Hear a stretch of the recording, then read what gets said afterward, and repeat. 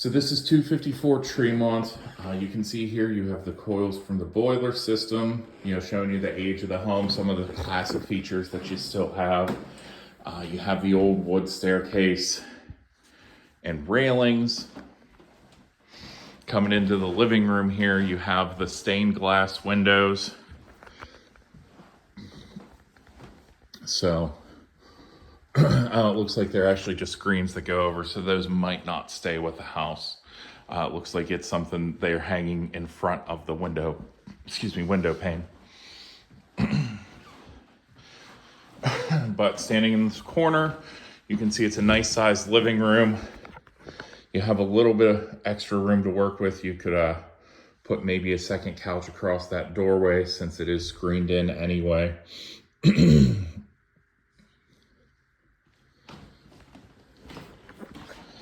Coming here into the dining room, they have some extra bench seating here above the heating coil.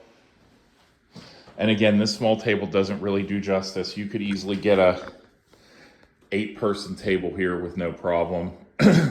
Again, the classic stylings, you have the double doors between the living room and dining room.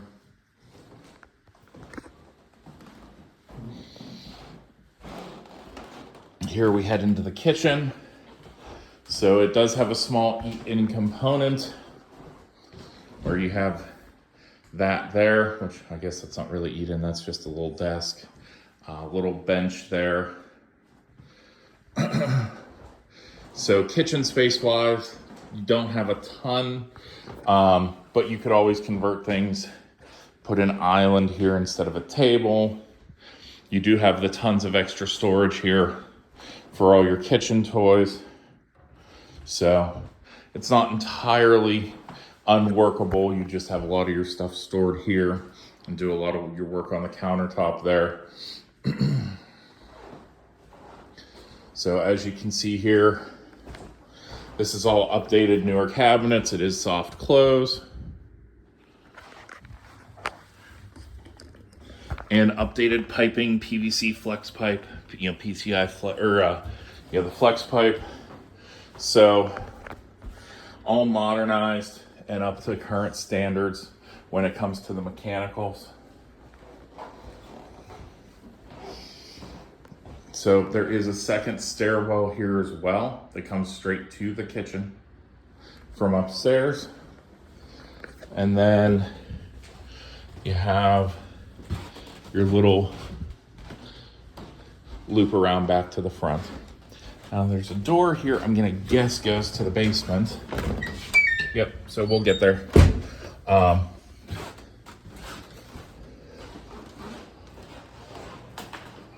But we'll head upstairs and look at the upper floors first. So you can see this is where that stairwell splits and you have the secondary stairwell to the kitchen.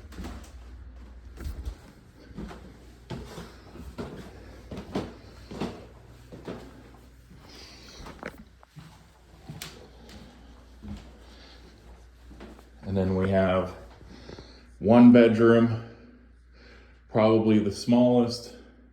Now the nice part is they did put ductwork in at some point, so you have central air.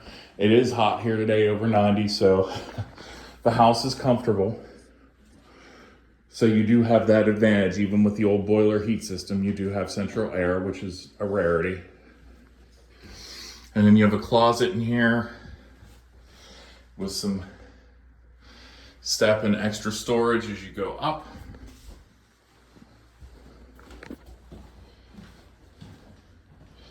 As we come here into the second bedroom, this one's a bit bigger. You can kind of see how much space you're working with. You'd have room for maybe a small dresser or something there, or in that corner instead of a chair. So a decent amount of space to work with.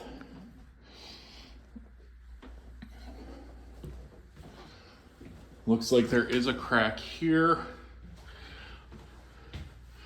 I don't think it's anything to be concerned about. I think it's just old plaster. Plaster won't last forever. So there's no stains or anything that indicate water damage or a leak. So I just think it's old plaster. You can seal that up and paint over it and never even know it's there. Into the bathroom on the second floor. Again, this is also newer. This is tile work, not an insert of any kind. So very nice custom job. New fixtures. They have a little bit of the institutional looking sink here, but otherwise everything's new. I mean, that's new too. It's just the design they chose.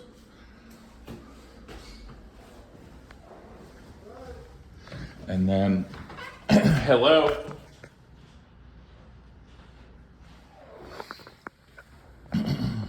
We go into the third bedroom. Again, nice size. 2 closets. So this might be what you would call your quote unquote master bedroom with the extra storage space.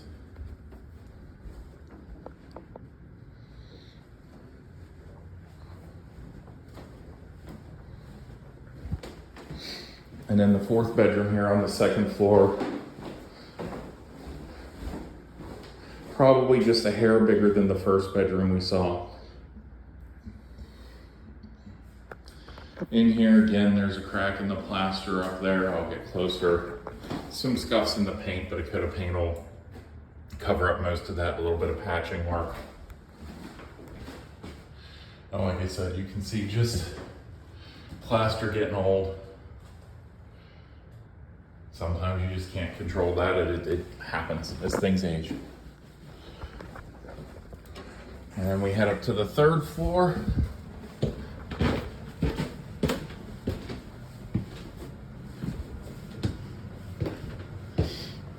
You can see here the central air system and the ductwork running. So it is kind of eating up a good portion of this upstairs area. I mean, you could still use some of it for storage and such, but it's not really optimal for like having a game room or something like that in this portion. In here, the ductwork's a little less prevalent and space consuming, so you could do something in here, but more or less the attic is probably just going to be storage.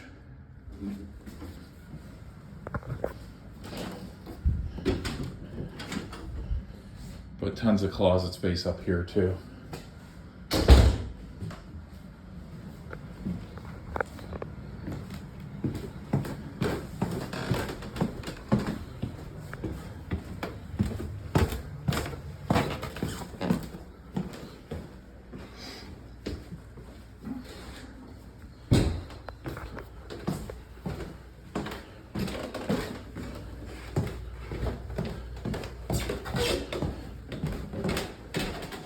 So we're gonna head down to the basement, get a quick look down there.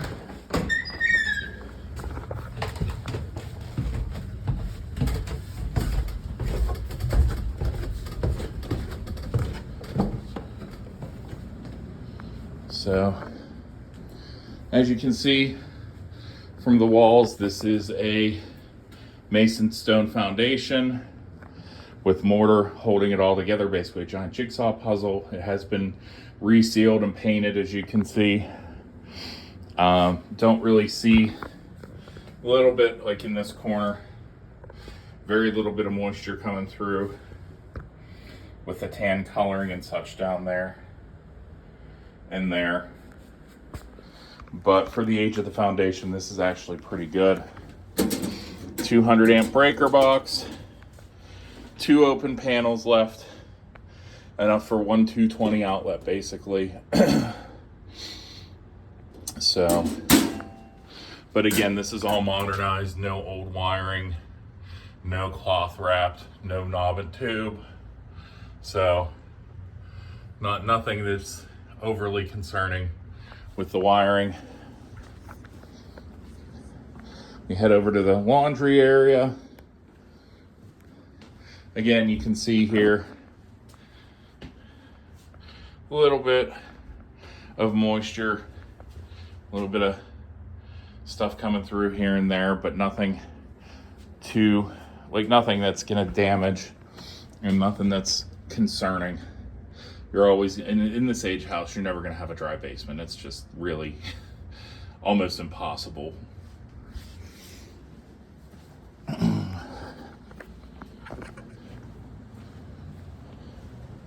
There is another bathroom down here. It's a full bathroom. So you can see the sink. Looks like it has its own separate heating system for some extra comfort. And honestly, that's a huge shower. 2 people can fit in there without a problem, very easily. So nice big shower.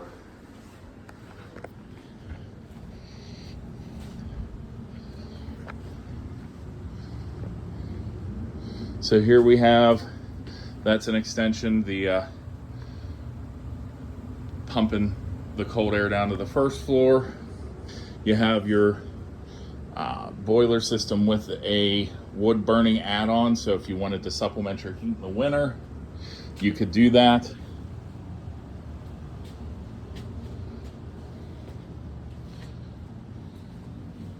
Little workshop area over here.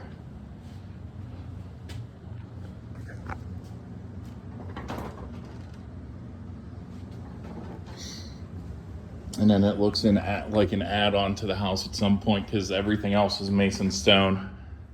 But they definitely cut a hole here, as this is cinder block and brick. So an extra storage space / coal cellar, and a side room, which looks like is their wine storage room. So still gonna be pretty dry if you're storing things like this. So that's the house in a nutshell. Like I said, I don't see anything overly concerning. It is an older home with a lot of modern updates. Let me know what questions you have and we'll go ahead and take it from there. So here is the backyard, side yard for Tremont. This is kind of done in pieces. I can only get a 15-minute window with how booked up this house was. So I had to get the inside done when I had my 15 minutes. Now I can get the rest of the outside for you. So here's the garage. Here's a gravel alleyway. Looks like just to access garages for people there. So nothing you need to worry about, but you do have your own garage here. Nice backyard, side yard. Tons of landscaping already in place. And it looks like a monster tree at one point with the size of that base.